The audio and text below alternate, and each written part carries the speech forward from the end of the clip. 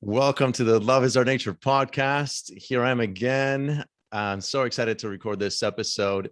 I have Alnoor Ladha with me. Let me tell you who Alnoor is. Alnoor Ladha is an activist, political strategist, writer, and community organizer.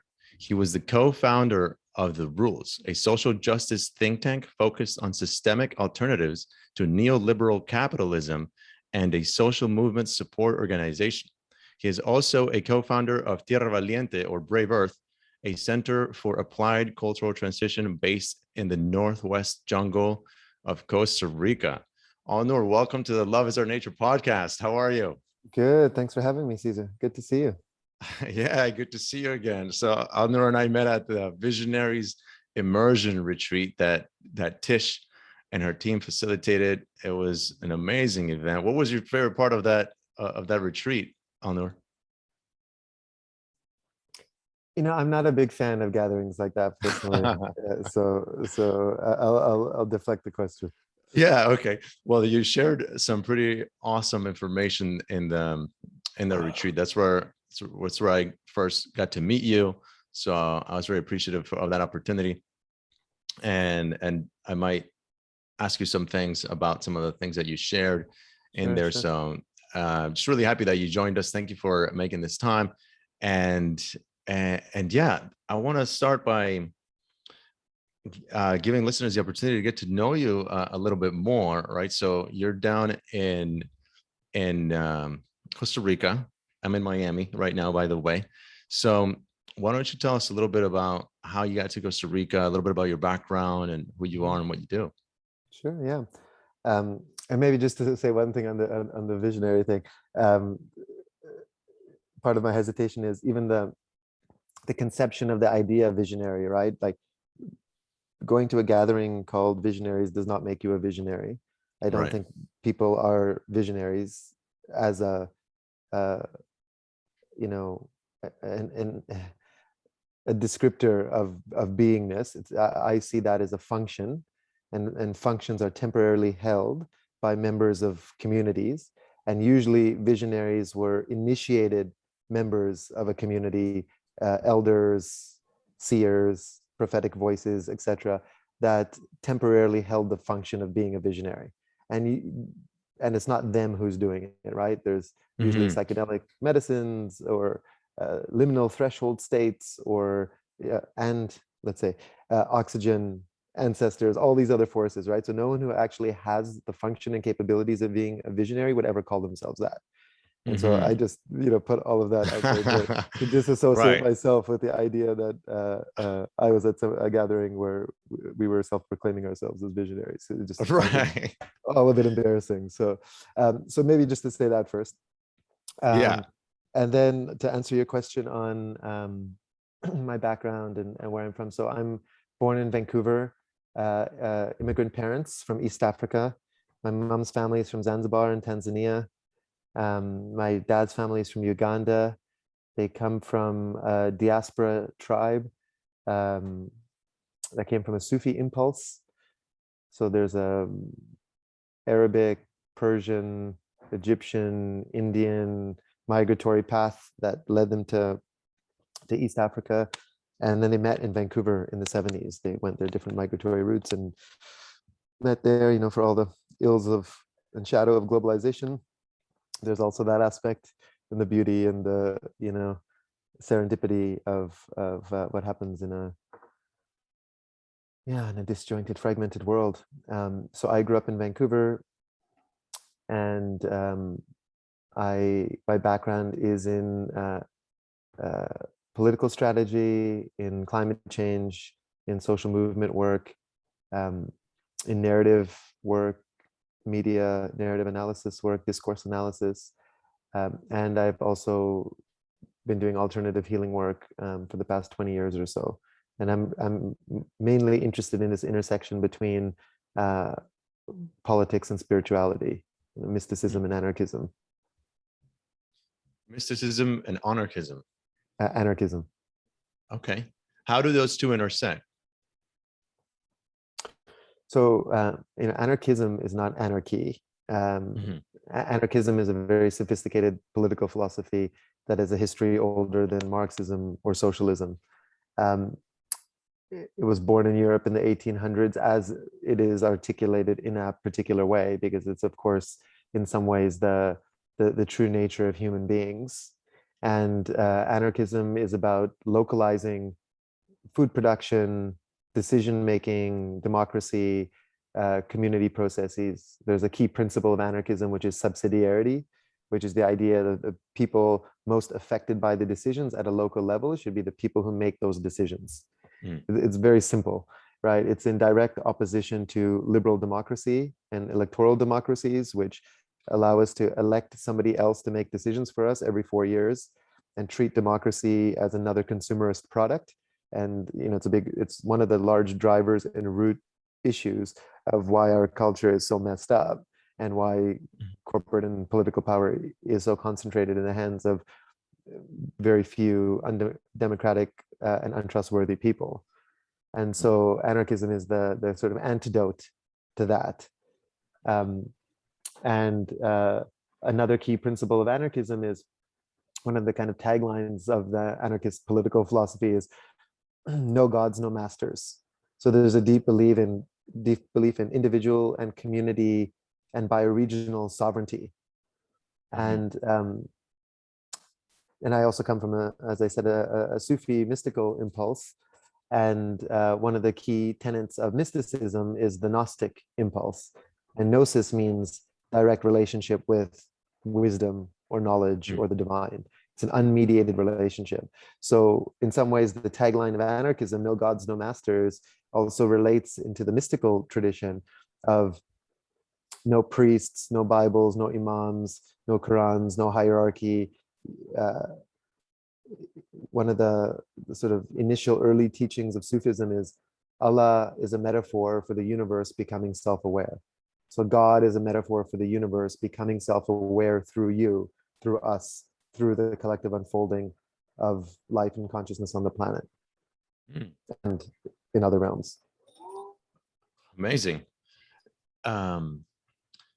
It's interesting how people think of anarchism as, I think you tell anarchism to the average person, they think of like Mad Max, and like everybody just running rampant, like stealing from everybody, right?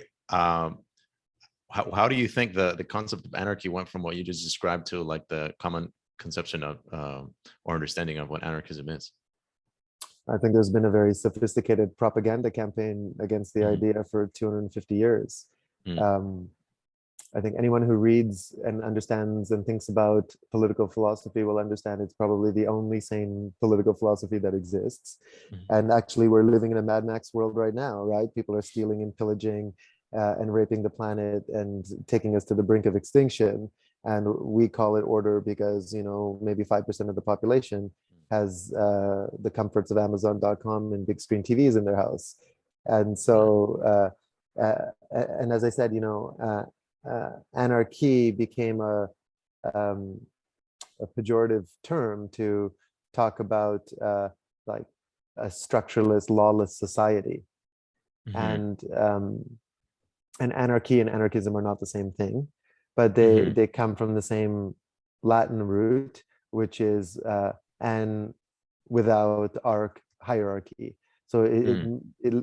it's literally the more accurate definition of what democracy would be if we did not live in a patriarchal, capitalist, white supremacist, Mhm. fascist culture.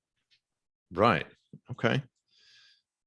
And you you're an activist. Why don't you share a little bit about your activism? What is it that you support in your work as an activist? Yeah, activism is such a loaded term that I also feel very resistant to, right? It's like, these are the special people over here who care, right? And it's like, no, I'm just trying to be and practicing being a responsible citizen of our times. And Mm. so the issue areas that I try to focus on are is mainly one big inquiry, which is how do we create transition infrastructure for the post-capitalist realities, for alternative worlds, for adjacent possible futures. And when you dig one level below that, if that's the work, part of my quote unquote activism work is to be a good student of my culture and the dominant culture that stemmed in Western Europe and was really amplified in the US, and then through colonialism, imperialism, genocide, slavery, etc., was quote unquote development, through the World Bank and the IMF and Monsanto and the Gates Foundation and the government corporate nexus, and spread all over the world. And so part of the work is to understand how the disease that is modern Western culture and the culture of industrial capitalism and the culture of the live, work, consume, die metaphysics of capitalist modernity, how that has infected culture everywhere, and how it colonizes my own body and the bodies of those around me and the natural world and the more than human world, and all of that. And so part of my work is to really just understand how the superstructure of capitalism works, and then to work on addressing, sometimes through resistance, sometimes through renewal and regeneration, key aspects and tenets of the neoliberal structure. And so I've worked on issues such as land rights and supporting landless people's movements, food justice and food sovereignty work, working with peasant farmer movements, the rights of nature, working with indigenous peoples, tax justice and economic justice work.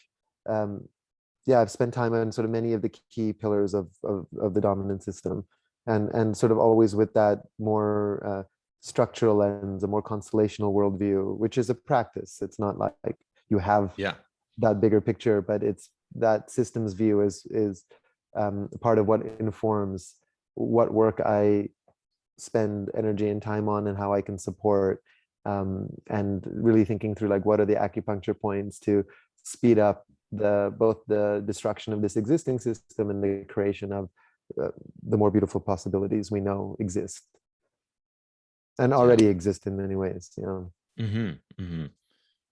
There's a lot I want to ask you about what you just said, but a real short question I want to ask you before that is how did you end up or wind up with devoting yourself to all these things, like with these concerns? Growing up in a Sufi tradition really influenced a lot of my early thinking, and really trying to embody ideas of non-separation and ideas of empathy. And so when you start feeling what's actually happening in the world, and the suffering that's happening, and 80% of humanity is still living under $10 a day, and 200 species a day are going extinct, and ocean acidification, and catastrophic climate change, and ecosystems collapse, and perpetual war, and domestic violence, and all of these really sort of externalities of the culture. These are the logical outcomes of a culture that's focused on greed, on consumption, on short-termism, on extraction. And so for me, there's no other sane response than to want to commit yourself to wanting to support the transition in some ways. And then really studying anarchism in my 20s and going to grad school for political philosophy, I started to more deeply understand how these structures are man-made, and I'm not saying human-made. They're mostly have been created by white males, white European males and North American and males. And so if they are man-made, they can be remade and recreated and recalibrated and recast, and all of those things. And so that motivated me, and understanding that these are not, the crisis we're in is not simply a political crisis or an economic crisis or a social crisis or a cultural crisis. It is a meta crisis stemming from separation from the natural world and the more than human world, rooted in like a loss of metaphysical and spiritual understanding. And so there's an entire complex of things happening that have left us bereft of a culture worthy of the name culture, and bereft of a belief system that has any meaningful cosmology or mythopoetic narrative, or even really ethical landscape in which to make decisions outside the stupidity of the invisible hand and selfishness and consumption. Yeah. Thank you. You referred to modern Western culture as a disease, and I could sure name many reasons why I think that's the case.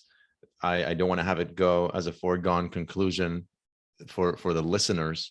And you did mention a couple of things now, like 80% of people living at $10 a day, 200 species a day going extinct.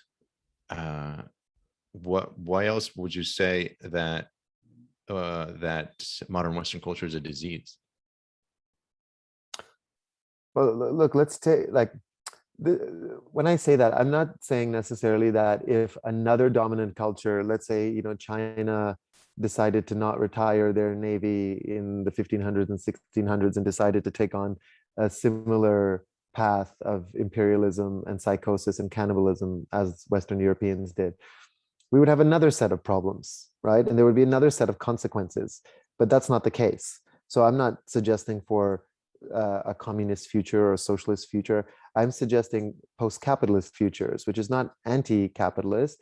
It's gesturing towards possibilities and realities that don't exist, right? Where we could create, and we will create, a world where justice, harmony, equity consciousness, generosity, altruism, interbeing, and solidarity with all life are the values and principles and ethical framework for which we orient ourselves. So we just look at this culture and it's basically the opposite of that culture, right? And so what is the dominant culture? Well, you just look around us and you'll see what it is. The logical outcome of this culture is monoculture. It's the monoculture of the mind. It's the monoculture of the soul.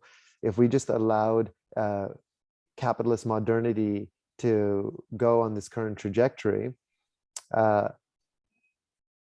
everyone would have, Nike shoes and an Apple computer and Microsoft software and Google desktops and listening to Beyonce or Miley Cyrus or whatever, and listening to, CNN or Fox News, and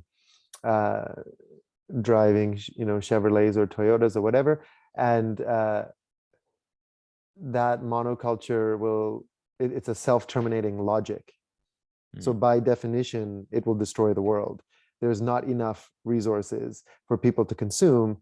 We would need 7 planet Earths to maintain the level of consumption that we consume in the West, for example. So there's no way to look at this thing when you have a long-term view. We are now living in the age of consequence. There's maybe 20 years left at best of the Western way of living. You can take that from an economic perspective. The current growth debt-based system requires at least 3% growth, right? And I don't know if you want me to get into this. Yeah, actually, I was going to ask you about that. If you talked about this 20-year cycle in the retreat, And I found that very intriguing. I never heard that before. You said like that this capitalistic system requires it to double every 20 years. Is that right?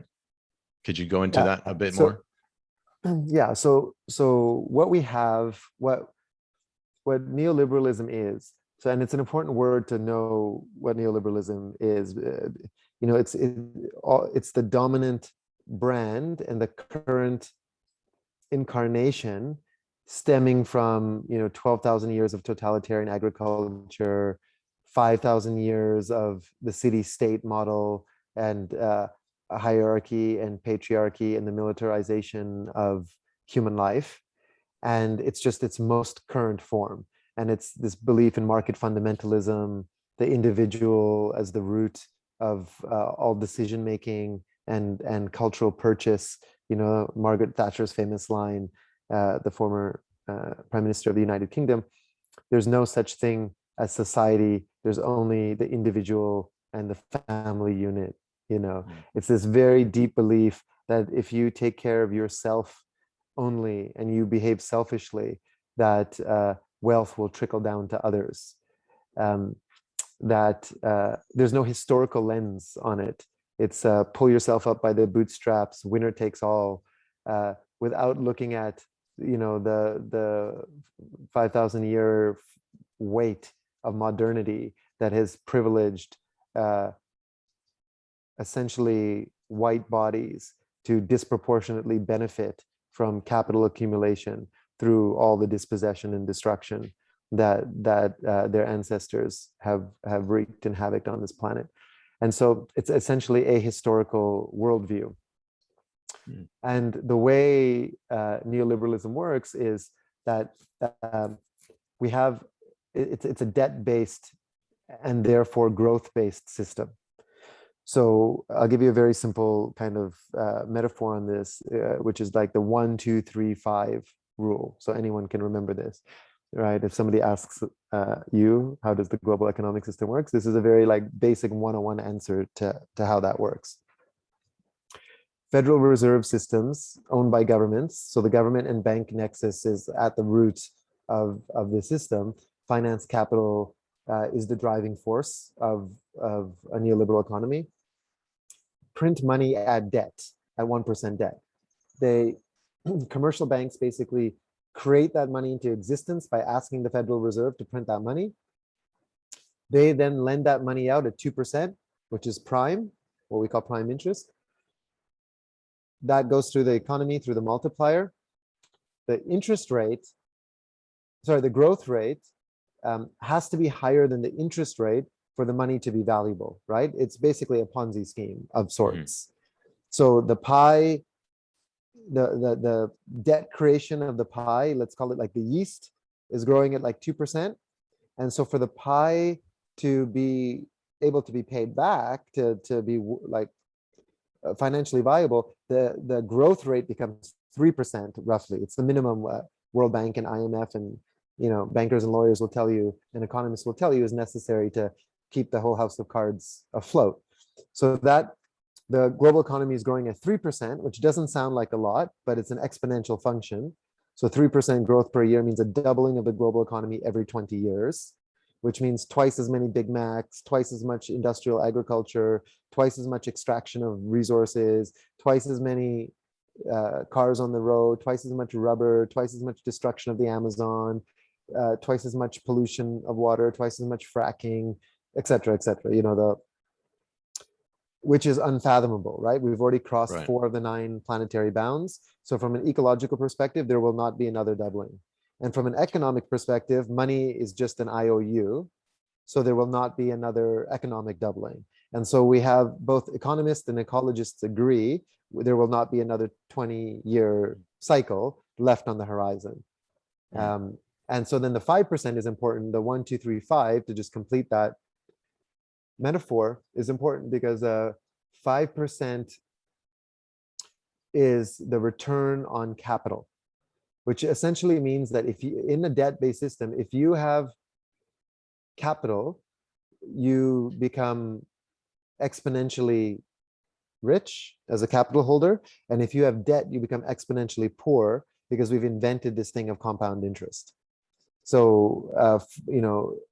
on average, this is in the work of Thomas Piketty, who wrote Capital in the 21st Century. It's like an 800-page tome on 250 years of econometric data showing capital holders on average are getting 5%.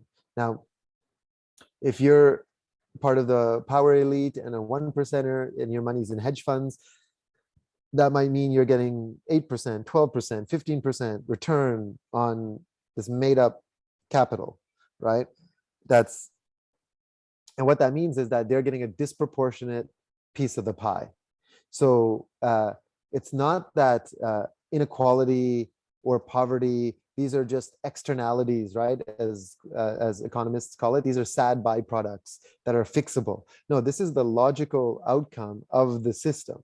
The system is hardwired to create inequality, poverty, zero-sum logic, climate change, because we have a fossil fuel extractive based system. These are the logical outcomes of capitalism. There is no fixing the problems that we are facing as a civilization without addressing the root of debt, growth-based industrial capitalism.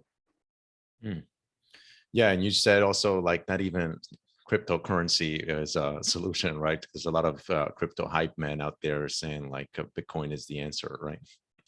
Yeah, like the crypto utopians are essentially what are they? They're speculative investors who are biased because they put their money in a thing that they believe, whether truthfully or not, that is going to solve the problems of a debt-based, growth-based system, when the value of their actual currency is pegged to the US dollar.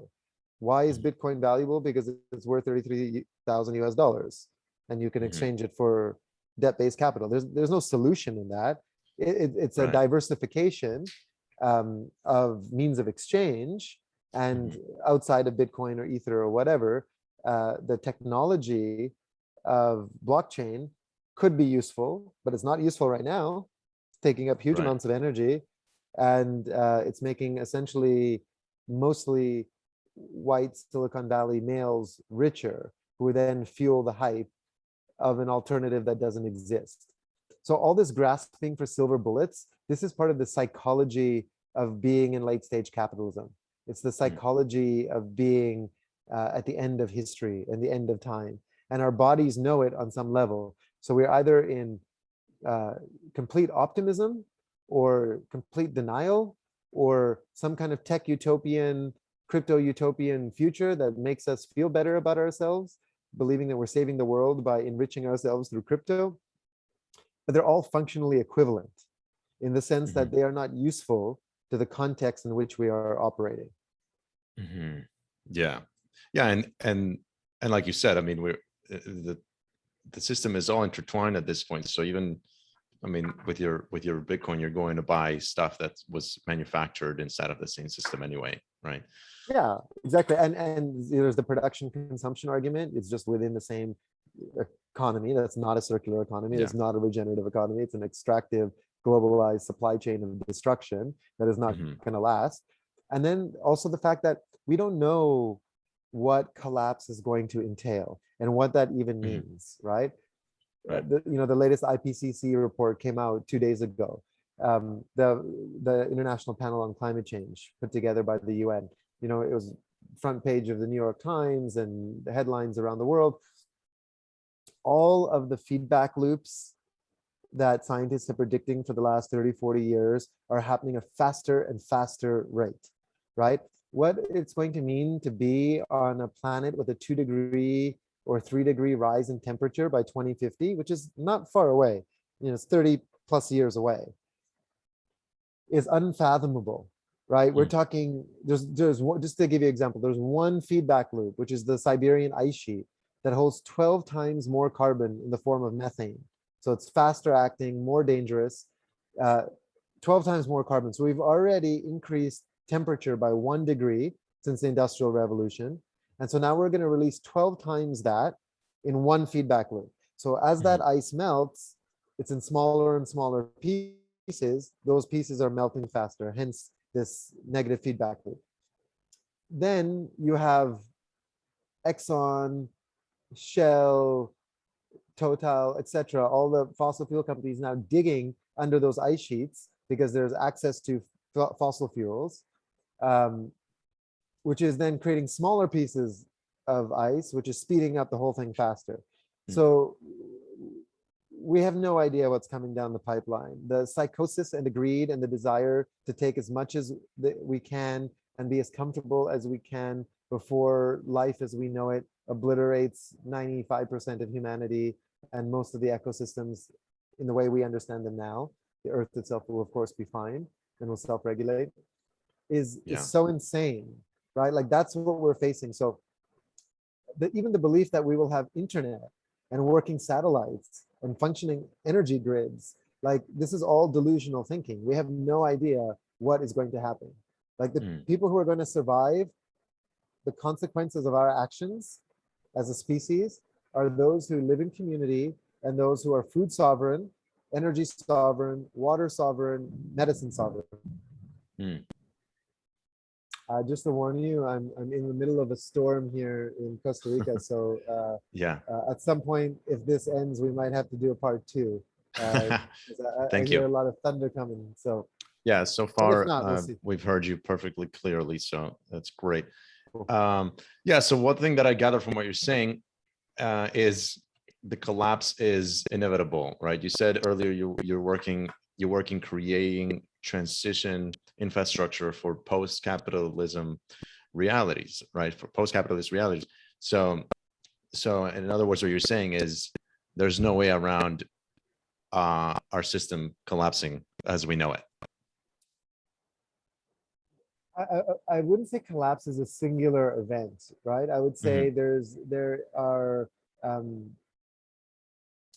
fields of possibility where collapse of some kind is inevitable, and those are the probability-wise the dominant probability is that collapse of the monetary system, collapse of globalized, industrialized supply chains, collapse of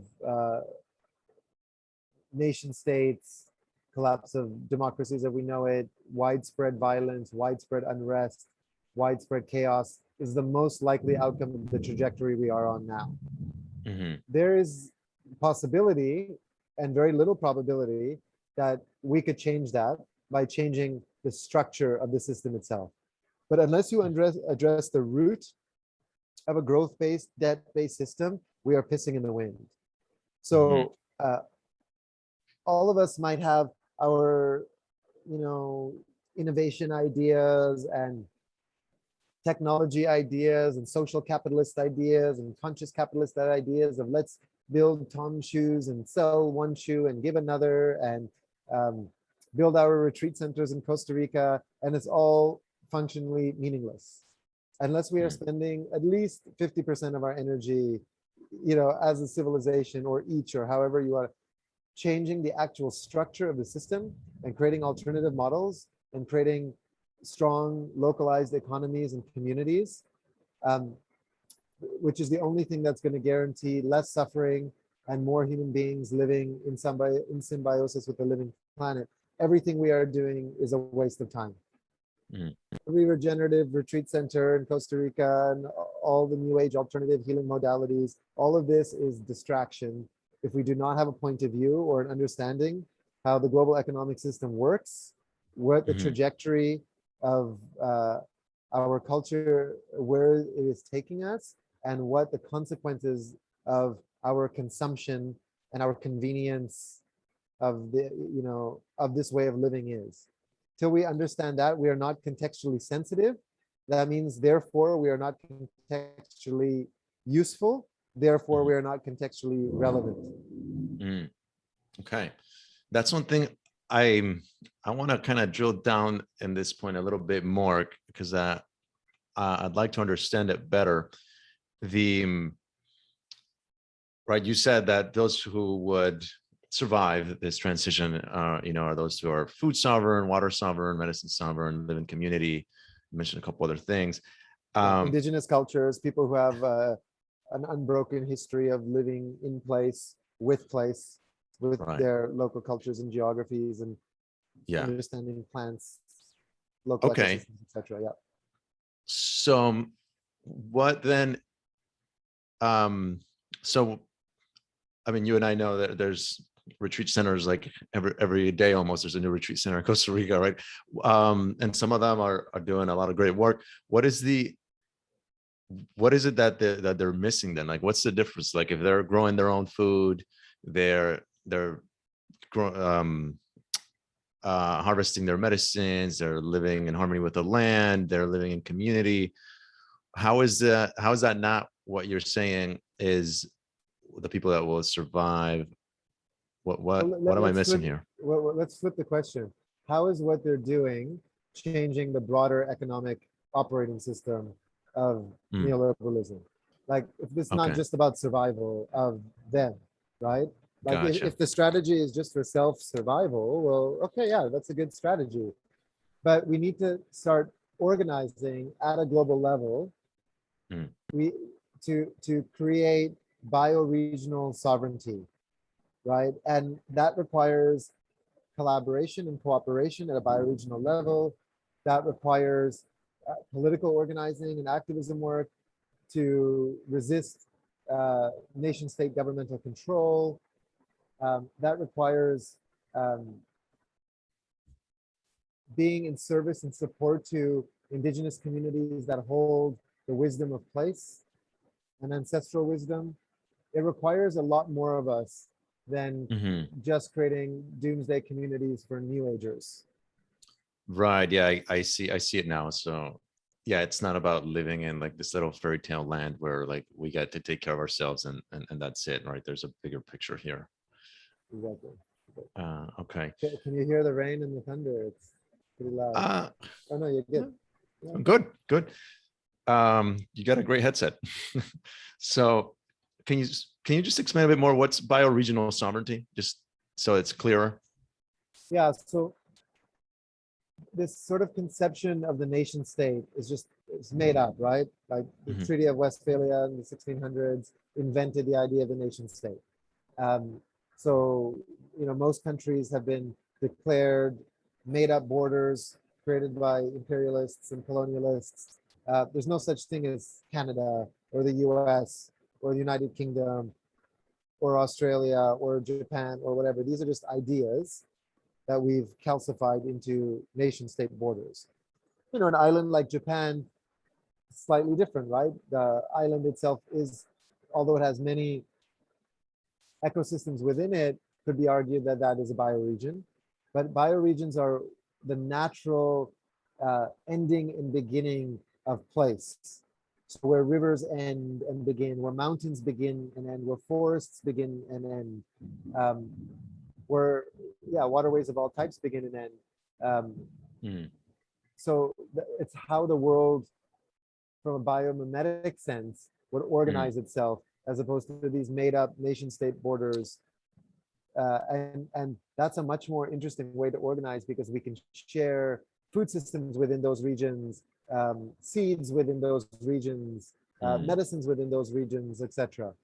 And I see. that is in some ways the ideal, let's call it ancient futures, Mhm. right? Because this is how we used to organize life, because that's what made sense for the natural world, and it's how we will in a post-collapse environment. Okay, I understand now. So it's more like the natural boundary lines, not the made up ones that we drew on a map. Exactly, exactly. I see. Um, so the I heard it said at I told you I might ask you some hard questions, right? So the maybe this is one of them. Some people might say that you sound very doom and gloomy, right? And at one point I had that experience listening to you talk at first, right? But then I really appreciated the education and the wake up call. Um, what what do I want to ask here? What would you say about that? And what are like some of the solutions that you suggest, where you're not just saying like, hey everybody, like there's no way out. Like, do you have something to offer people as to solutions beyond what you've already shared? I would turn the question around. I would say both the desire and expectation for somebody to give you solutions because they make your worldview slightly uncomfortable is an entitled position, as is the desire to keep the optimistic utopian bubble because of the circle of privilege that you operate in. You're not entitled to that. There are physics and natural ecosystem cascades that are happening in the world. The ecological collapse that is happening as a direct result of the way you and I live is not something I need to persuade you of. Whether you want to believe it or not, that is a choice you have to make spiritually and karmically. So we could see what's happening in the world as affliction, something happening to us, or we could see it as assignment. And I borrowed this language from Stephen Jenkinson, who's a teacher on death and dying. We can see what's happening as affliction or assignment. And so by me stating what is really obvious to the majority of the world, especially people living in global south who are directly affected by climate change, whose lives have been not just drastically altered, but primarily driven by the consumption patterns of Western Europe and North America for 500 years of colonialism and pillage. The people who are on the front lines of this and the more than human world, the multiple species that are dying, you know, the ecosystems that are dying, like everyone else is on page. People understand, the more than human world understands what's happening, right? Like the guy in Enteleki is in some ways withdrawing her support from us, right? She's sitting with, well, is this in some ways an interesting evolved species with this complex neocortex that is the youngest species on the planet that holds this great potential for potentially even taking Gaian life outside of our solar system? Is this interesting little primate experiment worth the destruction it's wreaking on the planet right now? That's in question. Now, whether you want to be in on that negotiation or not is up to you. Right. Whether you want to stay in the Western bubble of shopping on Amazon.com and eating at Whole Foods and thinking everything's going to be great for a really long time, and all my kids need to do is get into private school and get the right job and, you know, get into the right university and all of that bullshit. Well, you can continue living in that fairy world, right? Fairyland. Like that fairy tale has ended. The task of our parents' generation and the spirit task of our generation is very different. We are inheriting a dying planet. We may be the last species left, the last of our species left, or our children will be potentially the last humans left. And this is a direct consequence of the way we are living. So it is not our fault, but it is our responsibility. And I'm not here to persuade you on how to play out your karma and dharma. If you want to be contextually relevant, well, then wake the fuck up. If you don't want to be contextually relevant, enjoy your next Amazon.com order, right? It's like, I'm not here to give people solutions and alternatives and to coach them and be their psychotherapist and make them feel better about their role in the world and how they're handling their privilege. And what if somebody, sorry, go ahead. Go ahead. No, go ahead. And on the second point of what are the solutions? Well, I've laid out what some of those solutions are. I come from a mystical tradition spiritually and an anarchist tradition politically. I'm not in the business of telling people what to do. I'm a flawed human being. I'm not into solutionism. I don't think there's a linear X and Y cause and effect way to get out of this mess. I think we are in the middle of a deep spiritual cosmic initiation of proportions we can't even imagine.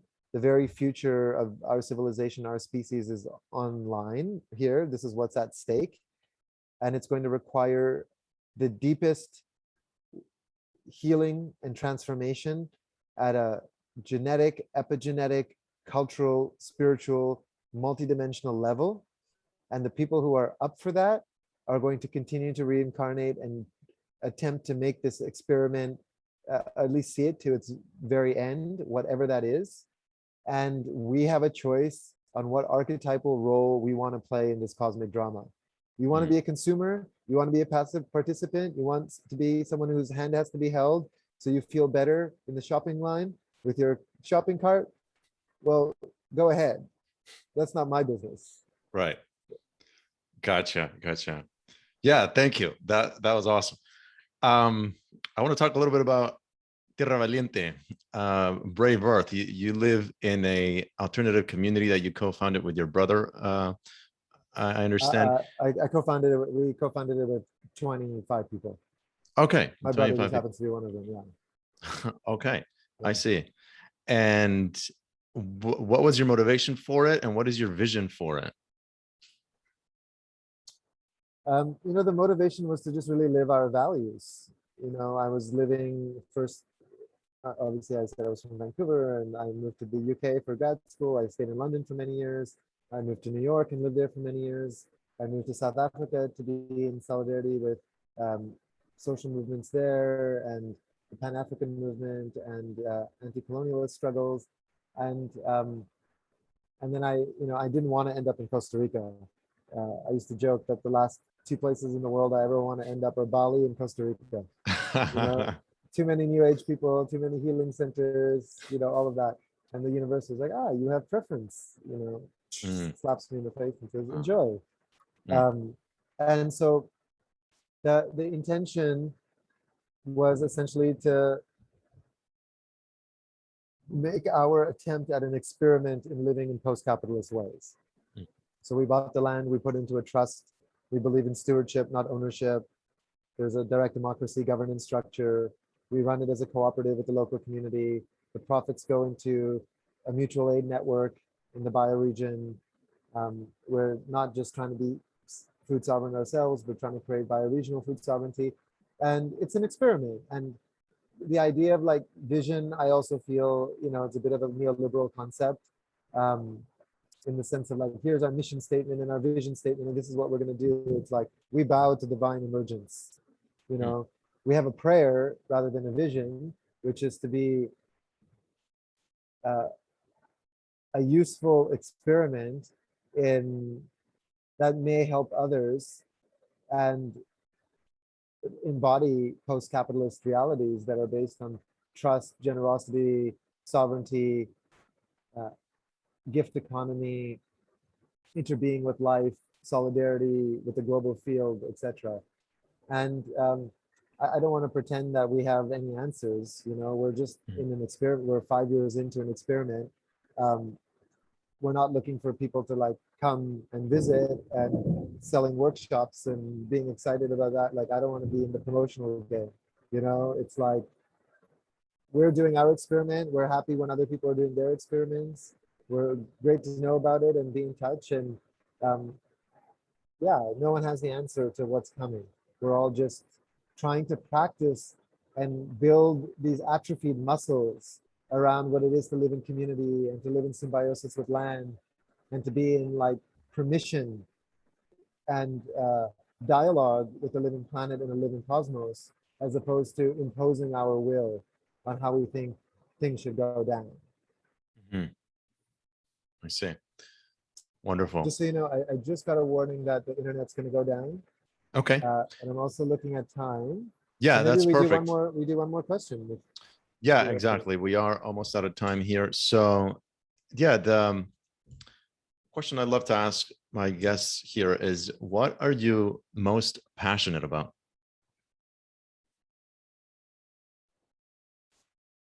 I think the things that enliven me are being in the practice of losing my identity and stepping outside of the story of the small I self that is, attached to the ego and preference and the need for external validation. And so when I'm in the space of service and in the space of listening and really asking, how do I best be in service to the collective unfolding and the context and the times we're in? And what does that require of me? And how do I be in service to that? And just asking that question and being in dialogue with the response and the omens that come, that's where my passion comes from. You know, this idea of like, I liked reading science books when I was 8, and therefore like my passion is around that. I feel this is just like calcified egoic aspects of ourselves when we thought we were something. You know, I want to get to a state where I have no passion or no preference outside of what the living planet and the animate cosmos is asking of me now. And when I can get into that state, I'm enlivened, I'm in my flow. And when I'm not in that state, I'm just another egoic, Western socialized, preference-ridden consumer. Right. Right. Beautiful. Well, thank you so much for sharing everything that you did with us. I'm interested as to how you're going to answer this. I usually love to give the opportunity for my guests to share any contacts in case for those people that feel inspired, they want to learn more about what the information that you've shared. Is there anything you want to share as far as how people could get in touch with you or anything like that? No, I'd rather not. Like I'm not looking like for networking or the expansion of, you know, it's like for me that's just another form of commodification. I think even the separation that there is a me and there is a you, right? It's like if anything I said was useful, just think of it as an aspect of you reminding you of what you already know and what enlivens you. And if ideas around post-capitalism or whatever excites you, to then embody those values and be in the inquiry and the contemplation and the research and the practice of those things that inspire you. Like I don't need to be brought into that experience of yours. And I'm not entitled to that. And I don't want to be burdened with that. And you're not entitled to that. And I don't want to burden you with that, you know? And so that is the practice of non-separation, is treating the other as God reflecting back to us aspects of ourselves that we may like or dislike. Yeah. Yeah. And taking the full responsibility of sitting with that. Nice. Yeah. Perfect. Well, Alnoor, thank you so much. I, for one, am inspired by the work you're doing. So I really appreciate it. I'm sure our listeners will enjoy everything that you shared. And just thank you for being a guest again in the Love is Our Nature podcast. I look forward to meeting you again soon. And is there anything else you'd like to say before we close? Maybe one thing, because I don't want to sound like a dour pessimist either. Yeah. I had this recent insight, which maybe I share, that, you know, in the midst of all of this chaos and the carnival of capitalist modernity, that one of the games that we are playing with ourselves is finding our godhood in the midst of this carnival. And that our lives are these comedic shamanic acts we are performing on ourselves. And that we have to be very careful in choosing which archetypal roles we want to play in the midst of this shamanic act. Do we want to be the jester? Do we want to be the ignorant consumer in the corner? Do we want to be an active player? Do we want to be the assassin in the shadows? Do we want to be the mystic praying for the collective healing and the liberation of all souls? Whatever that archetypal role is. And that, to just close the theme of this podcast, a definition of love that came to me was, love is the insane desire to reincarnate. Love is the insane desire to reincarnate. You would not come into this world in incorporeal form as a life-destroying Homo sapien at the end of time unless you were in love with Pachamama, you were in love with the various ecosystems and biomes and biospheres of her bounty.